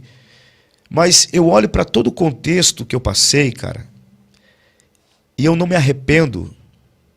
Me arrependo de ter envergonhado a Deus em algumas ações, mas não me arrependo de ter passado o que eu passei, porque se eu sou hoje isso aqui, sincero, transparente, cordial, solene em minhas palavras, sem máscara, é porque é resultado de todo o fracasso que eu tive que viver, de todo o fracasso que eu tive que vivenciar.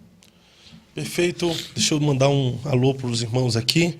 Marinaldo Silva, Mudando Mentes, Abimael Rodrigues. Mudando Mentes é o Caleb lá de... É o Caleb. Mandou aqui, Técio Mano e um coração. Abimael Rodrigues acompanhando aqui. Meu amigo Fábio Santos. Abraço ao Técio. Jean Bronholo, realidade. Louvável o pastor Técio. É homem de verdade em confessar e relatar tudo isso. Quantos pregadores, pastores têm vivido até pior nesses dias. Parabéns, pastor Técio. Os bastidores, de fato, é uma podridão sem fim. Jonathan Serafim está dizendo, mano, que história. Deus é maravilhoso. Serei um intercessor do pastor Técio. Amém. Amém. Mas, ô pastor, como é que era atender agendas no ilícito? Atender agendas no oculto, no ilícito? O peso da consciência de um homem espiritual, cara, ele é pior do que o de um homem carnal. Muitas foram as vezes que mesmo eu sendo pregador, Fábio, eu pegava a BR E minha fraqueza, como você sabe, foi droga, foi cocaína, foi bebedeira. E muitas foram as vezes que eu pegava o carro e bêbado, drogado, e vinha com o carro bêbado, drogado na BR. E, por exemplo, se eu estava em Itajaí, eu começava a ter síndrome do pânico dentro do carro. Aí gera um tormento. Porque isso daí está na Bíblia, gente, tá? Isso aí está na Bíblia. Você pode me julgar pelos meus pecados, mas o ser humano tem a mente fechada. O mesmo Davi que falou, o Senhor é meu pastor e nada me faltará. O mesmo Davi que falou no Salmo 16, guarda-me, ó Deus, porque em ti confio. O mesmo Davi que falou no Salmo 18, eu te amarei do coração, Senhor. No Salmo 9, eu te louvarei, Senhor. O mesmo Davi que fez uma série de salmos fortalecedores, também escreveu o Salmo 38, que ele diz assim, ó, eu estou ficando louco por causa da minha iniquidade. O meu coração dá voltas, a minha força me falta, até a luz dos meus olhos essa me deixou. Os meus amigos se põem à distância, os meus parentes se afastam da minha chaga porque ela cheira mal. Meus inimigos ficam na porta dizendo aí, ó, vai morrer e não vai viver. A mão de Deus pesa sobre mim, a minha carne dói, meus ossos estremecem. O inimigo abateu-me até o chão, fez-me habitar na escuridão. Então percebe, Fábio, que as pessoas julgam as outras pelos pecados? Eu vi até um irmão aí falar sobre o lado obscuro, o submundo do evangelho. Existe. Mas isso tem desde os tempos bíblicos, mano. Verdade. Só que Davi, são casos e casos. Davi não teve que perder o trono. Teve a colheita, mas não teve que perder o trono. E por que ele foi homem segundo o coração de Deus?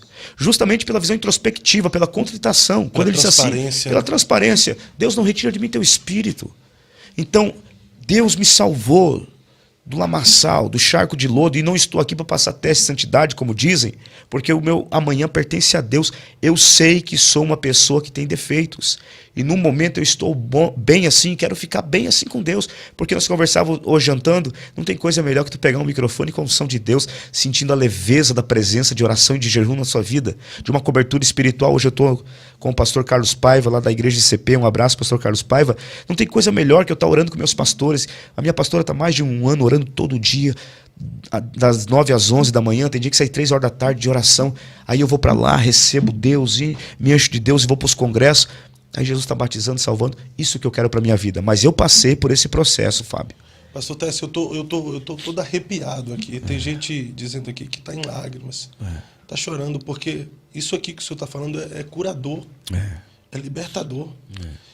A gente não tem noção. As pessoas que estão sendo... Nós estamos com 66 pessoas aqui nos alcançando ao vivo com a gente. E esse vídeo aqui vai alcançar tantas pessoas que talvez está construindo, e nesse processo de construção, por uma falta, acabou se enveredando por aquilo que é ilícito, para aquilo que é banal, por aquilo que é imoral. E, cara, quando o cara experimenta uma vez aquilo que é banal num processo de construção, dificilmente ele consegue sair desse domínio, dessa escravatura. E você confessando, expressando isso aqui pra gente, isso é libertador para muitas pessoas. Amém. Tu tá sendo um canal de Deus aqui para muita gente. A minha objetividade, desde que você me convidou, dentro desse curso profético, Fábio, era isso. Porque eu acredito na cura interna de Deus. Eu acredito num Deus que... Deus é tão extraordinário que quando Jesus esteve na terra, ele curava e dizia assim, ó, não diga nada a ninguém. O problema é que as pessoas querem dizer. O reino de Deus teria maior progresso, porque eu vou te falar uma frase, cara. Uma frase que calou no meu coração. A verdadeira estatura espiritual de um homem é medida pela altura que ele levanta o próximo. Uau. A nobreza do evangelho é simplicidade. A grandeza do cristianismo é servir. Quantos pregadores, mano, que estão aí parados porque o sistema não tem um tratamento de preparo psicológico para compreender o pecador, para compreender quem errou. Mas isso não é só pregador, não. Isso também é não, pastores, eu digo pregador, né? Ministro, membros né? em geral, ministros. Eu digo membros de forma geral. As pessoas estão se afastando da igreja. Por quê? Porque elas não encontram. E eu venho de um lar de religiosidade, entendeu? E a religiosidade faz isso. Ela ofusca o brilho da graça. Tem pessoas que estão apagando o brilho da graça, que é o favor imerecido, em nome de um falso senso de justiça que não existe. Porque se eu estou te condenando, eu já estou me condenando, cara. Não é verdade? Verdade. Então tá cheio de justiceiro por aí, que eu enfrentei eles. Mas, só para você dar continuidade, você falou sobre isso, que realmente a pessoa quando cai, a Bíblia diz que é impossível se levantar outra vez, lá em Hebreus 6. Mas para Deus nada é impossível. Nada é impossível. Então é o próprio Deus que vai e arranca mesmo. Qual foi o momento da sua queda? Você consegue pontuar? Rapaz, se eu for falar tudo aqui... Não, aquele momento. O Caio Fábio, não sei Posso se... dar nome aos bois? O Caio Fábio, ele pontua o momento da sua queda. Foi quando ele estava em cima. Ele disse... Cara, eu vou te falar. Eu fiquei anos sem usar droga. Infelizmente, eu acabei caindo... Agora eu vou me chamar de X9, né? Mas eu acabei voltando para a droga dentro do contexto evangélico mesmo. Cheirando cocaína com pastores, tá? Não vou citar nome, oro pela vida de muitos deles. Mas não culpo eles, porque se eu tivesse caráter eu não tinha entrado nessa. E não é questão de caráter, eu já falei, é uma questão para mim, parte de um princípio de perseguição espiritual. Por isso que eu iniciei falando sobre que eu sou amado e odiado. Ao mesmo tempo que eu me sinto amado por Deus, dia após dia eu sinto uma fúria de Satanás muito forte contra a minha vida. Entende? Qual mensagem o senhor mandaria para um pastor que está passando por esse mesmo processo que tu passou, esse processo de queda, para um pastor, para um ministro? Qual seria a sua mensagem para ele? Olha, não vou deixar o irmão Zezinho entrar em mim aqui, que o irmão Zezinho ia dizer, arrependei-vos. Mas, mano, o politicamente correto dessa sociedade odierna pegou o meio evangélico. E no politicamente correto eles dizem que você tem que ter seu pecado exposto. Mano, procura alguém que tu confia e há a possibilidade de tu ser traído, tá certo? Porque a legalidade que o pecado conquistou na sua vida a partir do momento que você praticou faz com que você faça em oculto e venha tudo exposto. Foi o que aconteceu com Davi, né? Porque o profeta Natan falou, é tu esse homem. O que você fez escondido agora vai ser revelado. Então é uma consequência. A consequência... A lei da semeadura é irreversível, é incontestável, mas tem o jeito de você ser estrategista. Não vai se entregando para qualquer pessoa, não vai confessando para qualquer pessoa. Eu sei que isso aqui pode soar como uma loucura, mas nós vivemos num caos da hipocrisia, que há poucos dias atrás eu vi um pastor chamando os outros de lixo, e de repente ele está sendo disciplinado porque tinha caso com a menina já fazia 7 anos. Então tu vê que a hipocrisia não tem limite. O caos da hipocrisia não tem limite. Procura alguém. O Fábio me parece um cara de confiança. Confessa para ele, peça conselho, mas não se entrega. Não abandone o teu ministério. A visão que eu tenho hoje, quando eu vinha de Itajaí para Balneário Camboriú, drogado, e entrava a síndrome do pânico em mim, e eu me via indo para o inferno, Fábio. Foi aí que Deus começou a me salvar. Eu me via indo para o inferno, e eu me via queimando no inferno, e lembrando dos 8 quilômetros que eu estava longe de casa. Faltava 8 quilômetros para me chegar em casa, mas se eu morresse ali, eu ficaria a eternidade no inferno queimando, e lembrando que eu tive a oportunidade de ser um bom pai, mas 8 quilômetros me distanciou desse encontro e se tornou uma eternidade, porque no inferno um dos instrumentos vai ser a tortura através da memória. Então, assim, procura alguém, cara. Alguém que vai lutar pelo teu ministério. Eu encontrei um pastor no meu caminho que lutou pelo meu ministério. Um pastor que lutou por mim. Um pastor que ninguém foi na minha casa. Eu não estou falando isso aqui, mas a gente se afasta. A tendência é essa, mano. Eu preguei nos Gideões, já era a minha vida quando eu falei que Jesus disse que 3 coisas o sal perde quando se torna insípido. Primeiro, perde o sabor. Com que se há de salgar? Segundo, perde valor. Para nada mais presta. E terceiro, perde lugar. A não ser para ser lançado fora e ser pisado pelos homens. Então, antes de entrar no processo de ser pisado pelos homens, se você já perdeu o sabor da oração, já perdeu o valor das coisas de Deus, não caia na mão dos homens, não. Caia na mão de Deus, como Davi disse, quando o profeta falou para ele, o profeta Gade, né? 3 coisas, Davi, ou você vai cair na mão dos homens, ou Israel vai passar fome, ou vai cair na mão de Deus. Ele falou, eu vou cair na mão de Deus, irmão. Não importa a consequência. Horrenda coisa cair na mão de Deus, mas vale a pena estar na mão dele. Tá certo? Procura alguém. Isso aqui é profético, Fábio, tá? Alguém vai procurar uma pessoa aí Pessoas vão lhe procurar para começar a confessar pecado. A Bíblia diz confessar a culpa uns aos outros. Meu amigo, ainda nesse tema sobre confissão... Eu falo demais, né, mano? Não, tá Meu excelente. Salvador. Pode falar mais aí, que tá gostoso. Eu tô sentindo Deus aqui. Amém. Qual a importância... Estou falando quase língua estranha. Eu tô falando em Barack estranho. Obama. Qual a importância da confissão para alguém que está oprimido com essas amarras? Libertadora. A construção da sua vida tem que ser pautada sempre na sinceridade. Porque os sinceros herdarão a terra, diz a Bíblia. Então que a sua vida seja sem máscaras. Seja uma vida sem dubiedade. Sem cochear. Tenha um caráter incisivo e reto. Não tente criar jeitos. Não tente criar jeitos. Eu lembro da história, só para você entender. Tinha um cara que era viciado em cigarro e ele fumava escondido. E um dia o pastor dele estava vindo na avenida e o pastor viu ele fumando cigarro. Aí ele pegou e viu o pastor, pensou que o pastor não tinha visto ele, apagou o cigarro. E o pastor pensou, o que eu vou fazer com esse irmão? Ah, já sei. Chegou perto dele e falou assim, irmão, eu descobri uma coisa. Acho que foi, pastor. Eu descobri que eu sou maior do que Deus. Que é isso, pastor? Tu é louco? Não, eu sou maior do que Deus, eu imponho mais moral que ele. Como isso? Eu estava vindo ali, você estava fumando, que eu vi. Você apagou o cigarro porque você é o teu pastor na terra. E Deus, que é teu sumo pastor, está te vendo 24 horas, está te vendo fumar todos os dias. Você não tem vergonha de fumar diante dele. O problema é esse, cara.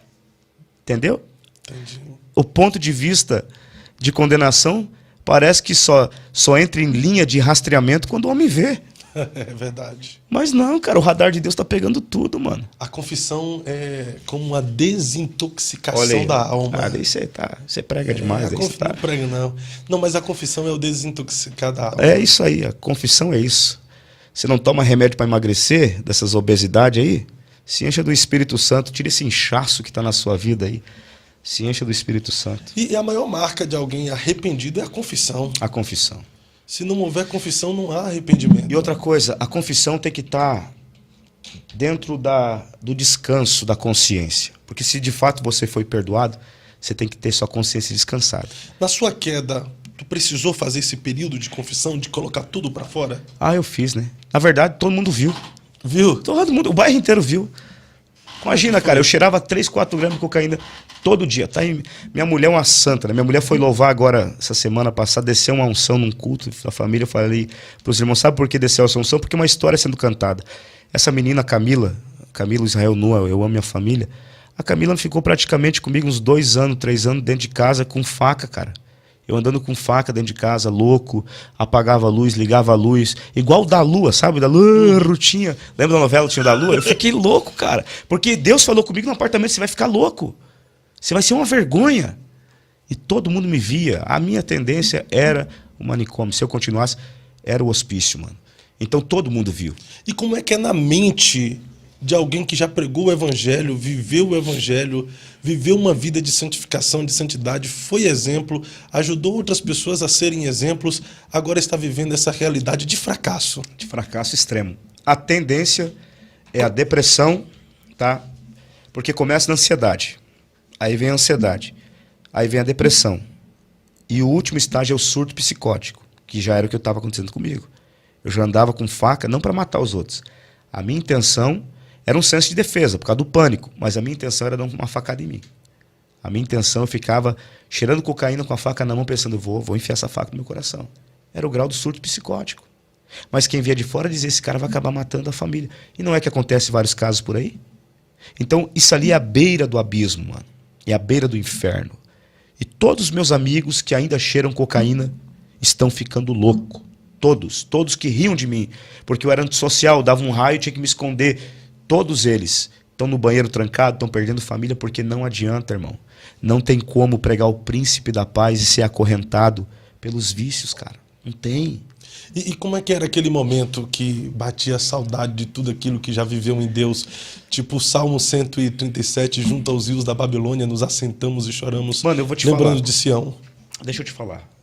A prodigalidade. Todo mundo aqui já passou por um processo de prodigalidade, esbanjamento.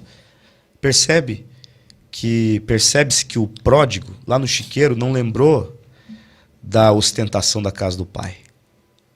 não lembrou da mesa farta do pai, lembrou dos empregados. Verdade. Eu tinha mais falta. Era dos cultos. Entre 2, 3 irmãos dentro da igreja que do céu descia, mano. Eu tive falta disso. Os congressos, as coisas, eram consequências que também eram latentes no meu coração, mas a falta mesmo era a vontade de estar limpo diante de Deus. E eu acho que foi aí que eu consegui conquistar o coração de Deus e sair de onde eu saí, cara. Porque eu só queria Deus, eu só queria sair daquela situação. Eu me via indo pro inferno, mano. Cada vez que eu usava droga, era como se eu visse demônios caminhando nas paredes e vindo sobre mim. E quem sabe tem pessoas que estão nesse estado agora, assim. Vindo sobre mim, oprimindo meu coração, dizendo: nós vamos te levar pro inferno, e tu não vale nada, tu não presta, não é nada. Vozes malignas, diabólicas, tentavam me desqualificar a todo momento. Aí estava culminando uma depressão profunda e a ponto de chegar no suicídio. Tentou contra a sua vida? E eu ia. Eu tentei me jogar debaixo de um carro, mas eu nunca tive um efetivo assim. Mas eu usava droga e aparecia todo cortado. A Camila sabe, sangue nas paredes, às vezes, porque eu andava com faca, eu me cortava e não sabia mais. Eu estava vivendo um mundo paralelo, você me entendeu? Sim. Aparecia cortado, os dedos todos cortados, tudo machucado. No outro dia, e eu não... Era pacto, mano. O diabo queria ver sangue sendo derramado, entendeu? Como um pregador da verdade chega nessa condição, pastor Técio? No meu caso, foi pelo desequilíbrio, pela frustração, pela vergonha, pelo fato de verem pessoas rirem de mim, pela crise financeira que bateu a minha casa. Um dia eu vi meu filho... Graças a Deus eu tenho uma mãe que me abençoa, uma família que me abençoa muito, mano. Eu não dependo mais de ninguém, a não ser da minha família hoje. Mas eu vi meu filho pedir carne. Eu lembro de uma situação, meu filho pediu carne e não tinha. Um cara que ganhava 20, 30 mil por mês pregando, mano. Eu entrei dentro do banheiro com a faca na mão e falei: hoje eu me mato. Mas só que eu nunca... Não era covardia de não se matar. Mas o que tu fazia com esse dinheiro? Ele quer saber os bastidores. Nós já quer voltando lá para a sessão. É porque você falou bem assim, ó. Cara, eu gastava, pela falta de dinheiro, mas ao mesmo tempo... Não, mas eu digo, nesse processo eu não estava mais pregando, Fábio. Ah, tá. Eu fui num evento no sul do Brasil para 600 jovens e disse: é a última mensagem que eu vou pregar. Eu não vou mais pregar. Eu falei para 600 jovens: eu não estou bem para pregar. Nesse processo eu virei nóia de rua, cara. Mas é isso que eu perguntei. Como que um pregador da verdade chegar onde tu chegou? Justamente chegar por isso, essa porque condição... as portas, no meu caso, foi uma pressão tão grande psicológica, porque um telefonema fazia eu perder 70% das agendas, cara. E eu vivia daquilo. Nasci para aquilo. Mas se não fosse esses telefonemas, será que você tinha vivenciado uma superação? Eu acredito que esses telefonemas contribuiu. Né? Eu penso que tudo que eu estou vivenciando está dentro de um plano e de um delinear divino, no meu caso. Mas isso me levou a uma tristeza profunda. Isso me levou, porque tudo que eu mais amava era pregar. Porque leva uma frustração. Demais. E quando você não está fazendo aquilo que você ama, a depressão adoece. É a tua bandeira, velho. E o que é depressão? Raramente tu vai ver uma placa na beira da BR, escrito depressão. É sinônimo que lá na frente vai ter um buraco, um declive, um declínio. Depressão é um buraco que a gente acaba caindo, Fábio. Na linha incisiva, na estrada da vida. Por isso que eu tenho uma frase assim, ó. Na estrada da vida, deixe Deus ser o teu motorista e a morte não vai ser teu cobrador. Perfeito. Tá no horário aí, eu falo demais, né? E esse processo agora que você está vivenciando, que é reconstrução, reconstruir. Cara, o que foi mais difícil? Eu nunca pensei que ia dizer isso, mas eu estou vivendo os melhores dias da minha vida. Porque eu sinto que a glória da segunda casa está sendo maior que a primeira. Amém. E ontem eu preguei sobre isso, que eu preguei num tema que era do caos ao ouro. O profeta Ageu e o profeta Zacarias profetizaram o incentivo para Zorobabel. E a Bíblia diz que o Espírito de Deus levantou o espírito de Zorobabel e do sacerdote Josué. Só que no capítulo 3 de Zacarias, Josué estava imundo. Olha só, a Bíblia diz que Satanás estava diante do anjo do Senhor acusando Josué. E Josué tinha que implementar o projeto do templo junto com Zorobabel. Aí Deus diz o quê para o Satanás? Satanás, o Senhor te repreende. Esse é um tição tirado do fogo. Tira as vestes sujas dele e dá vestes limpas. O sacerdote que reconstruiu o templo lá, que é o templo que Ageu disse que agora desse segundo templo vai ser maior do que o primeiro, estava sujo também. E Deus limpou. No mundo espiritual, Satanás estava acusando. Aí Zacarias diz assim, 4:10. Não despreze o dia das coisas pequenas. Não despreze o dia de um humilde começo. Eu me sinto assim, num humilde começo, com coisas pequenas, alguém desprezando, mas Deus fazendo. E Deus realizando, entendeu? É isso que você resume em sua reconstrução. Demais. Do caos ao ouro, do pó da cinza ao pódio. O que é mais difícil? Construir, permanecer ou Hoje eu canto reconstruir? Tem Sabor de Mel. O que é mais difícil? Construir, permanecer ou reconstruir?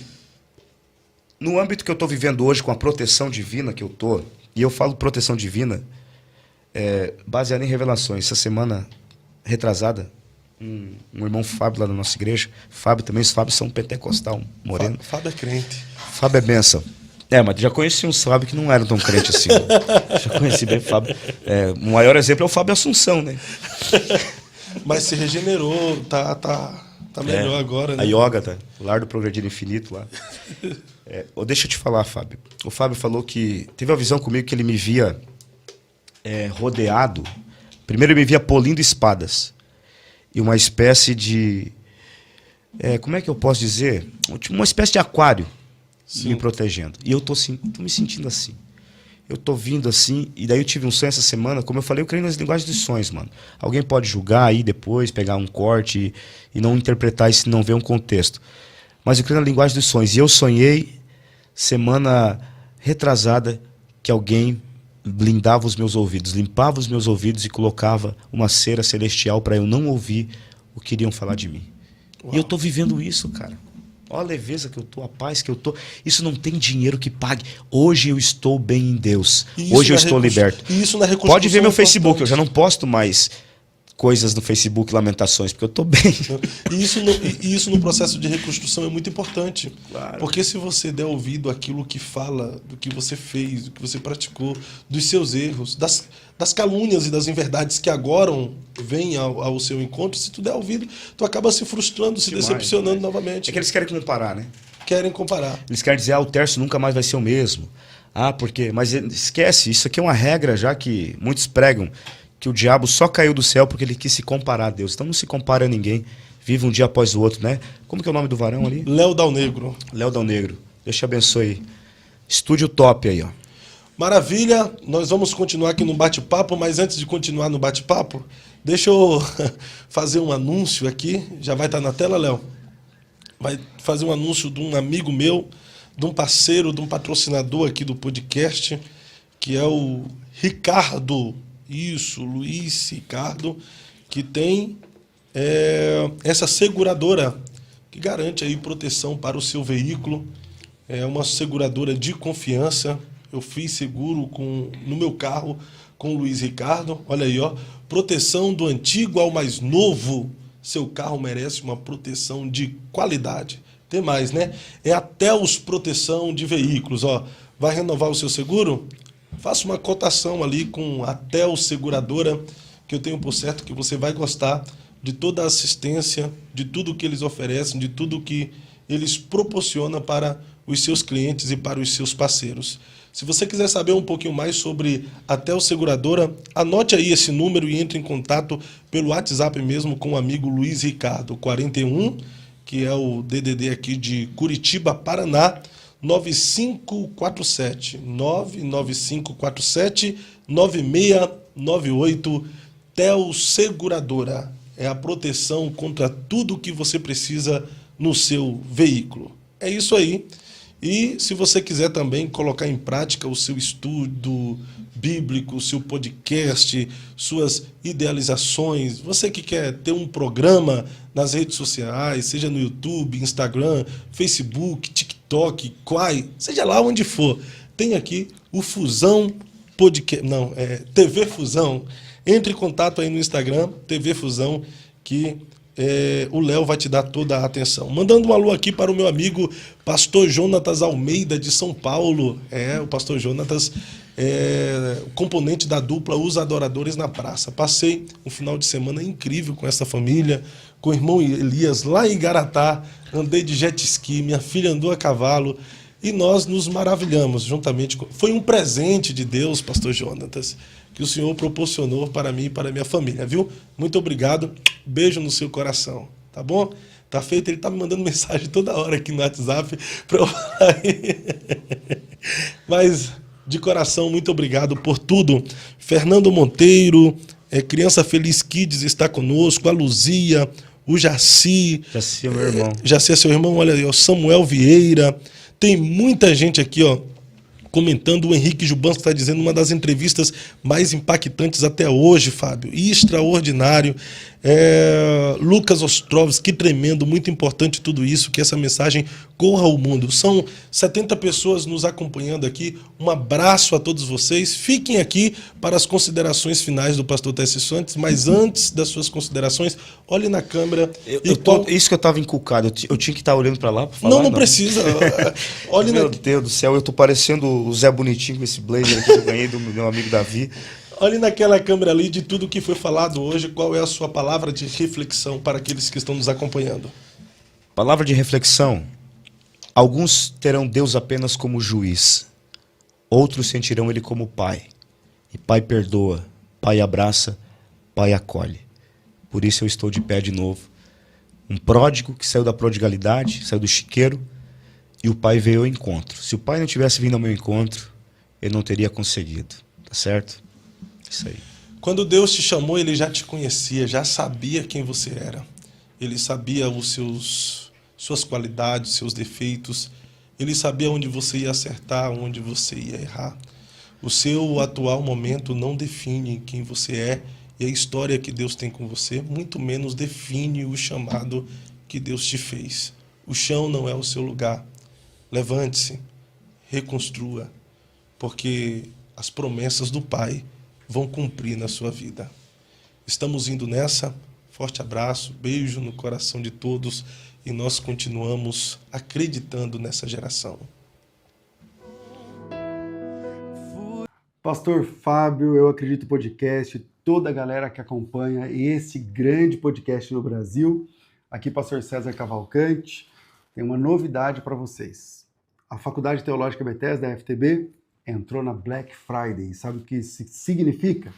Que agora você consegue fazer os cursos da FTB com até 90% de desconto. Você já conhece o material didático da faculdade, você já sabe os diferenciais, a FTB tem audiobook, mentoria teológica, tutoria, estágio supervisionado, tantos diferenciais que não dá para falar aqui em tão pouco tempo.